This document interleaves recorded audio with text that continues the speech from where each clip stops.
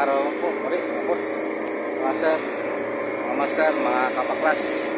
So ito yung una nating sets ng process na machine na mga blast freezer. Punta naman natin itong pangalawang batch.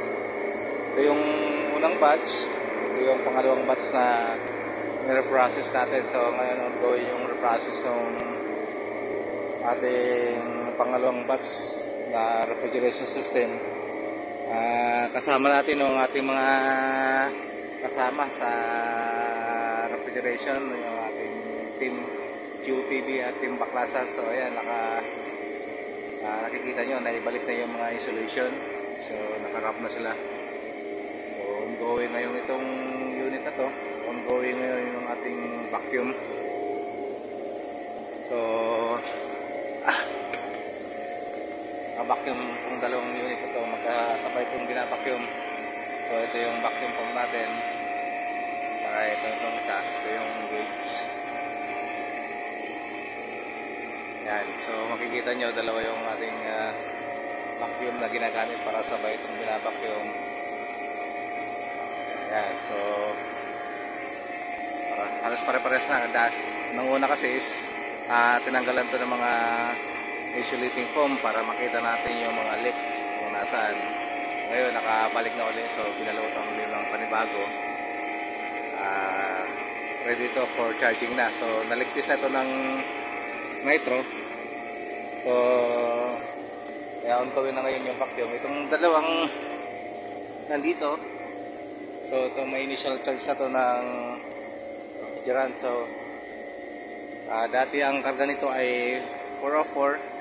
So ngayon ay nagpalit tayo ng 507. So yan yung ating pinilit na refrigerant. So 507. Ito, may initial na itong charge. So tatlong tangke na yung naka-charge nito, pati itong nandito sa bungad.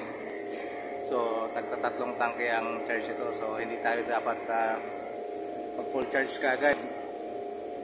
So dapat mag-initial charge muna tayo ng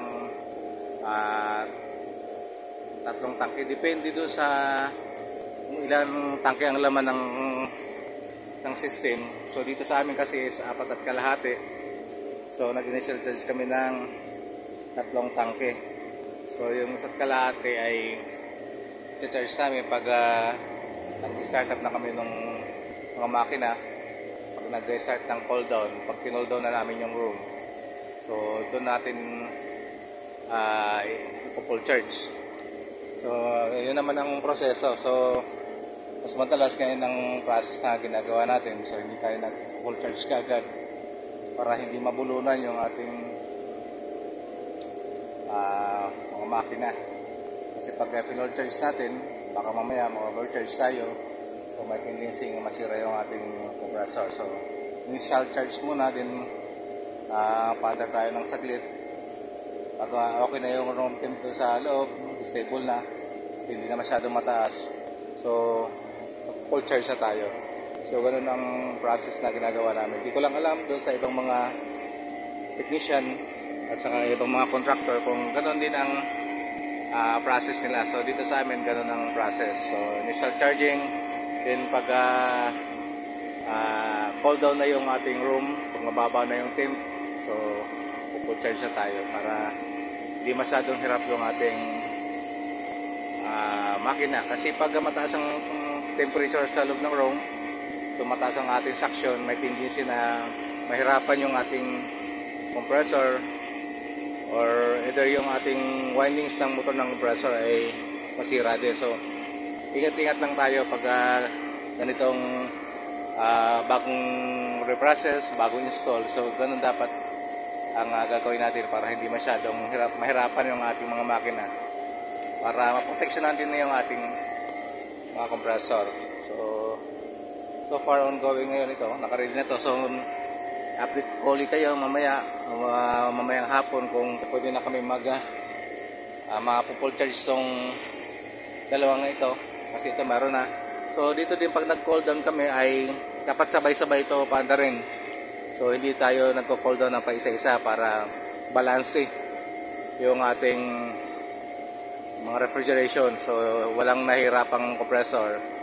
Pag inisa-isa kasi is mahirapan yung unang mga andar. So dapat sabay-sabay natin paandarin. So halimbawa kung naka-design yung room ng dalawang compressor o dalawang system, dapat sabay din yung dalawang system natin paandarin. So dito sa amin kasi apat to. So antayin namin matapos yung vacuum ng dalawa.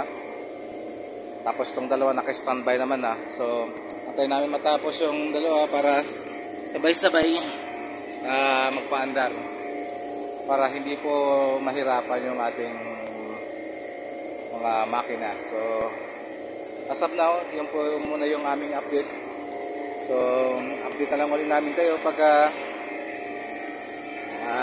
andar na. So far ngayon ito ongoing vacuum. Ayan yung mga vacuum natin. Ito yung mga gauge na ginagamit. So yan. Ito yung hose, malaki yung hose. So pang heavy duty talaga to. Yan, tabayan po ninyo mga sir, mga boss, mga master, kung ano yung magiging development ng aming pagre-reprocess ng aking mga makina. So ang sa amin lang is makapagbigay kami sa inyo ng kaunting kalaman kung sakaling nanood kayo sa aming mga video or may mapulot kayong kaunting idea sa mga ginagawa namin, or kung hindi naman okay lang, maki-likes na lang po kayo, maki-subscribe, at huwag po kayo magsasawang manood sa aming mga video. So supportahan nyo po kami, at maraming salamat po muli sa susunod po ng mga video ulit natin. Maraming salamat.